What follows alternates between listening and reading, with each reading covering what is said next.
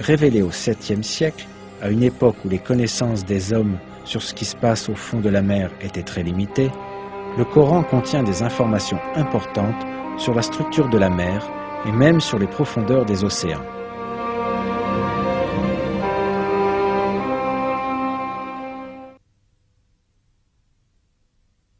Il a donné libre cours aux deux mers pour se rencontrer.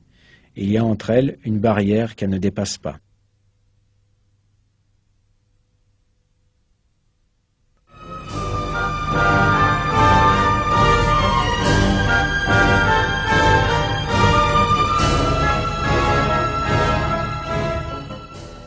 Cette propriété des mers, c'est-à-dire qu'elles se rencontrent et pourtant ne se mélangent pas, n'a été découverte que très récemment par les océanographes. À cause de la force physique, appelée tension de surface, les eaux de mer voisines ne se mélangent pas.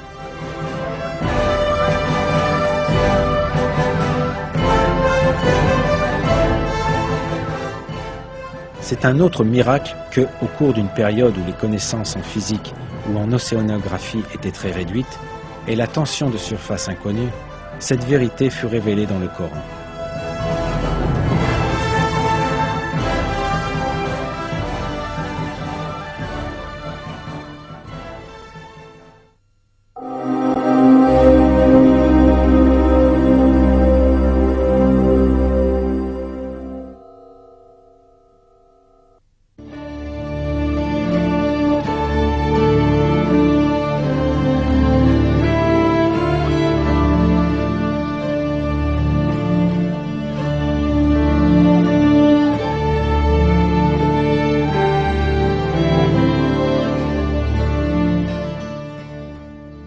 Le Coran est la parole de Dieu Tout-Puissant qui a créé toutes les choses à partir du néant et qui enveloppe tous les êtres avec son savoir.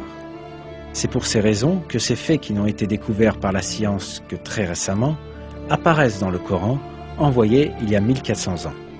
Dans un verset, Dieu révèle cela à propos du Coran.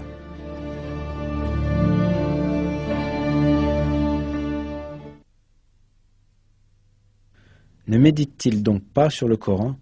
S'ils provenaient d'un autre que Dieu, ils y trouveraient certes maintes contradictions.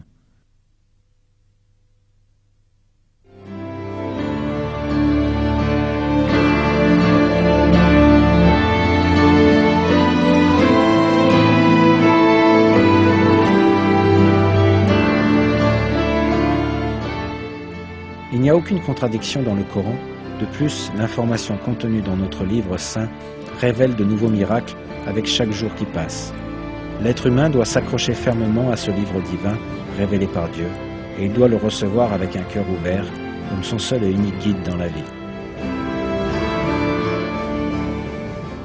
Dans le Coran, Dieu nous dit la chose suivante.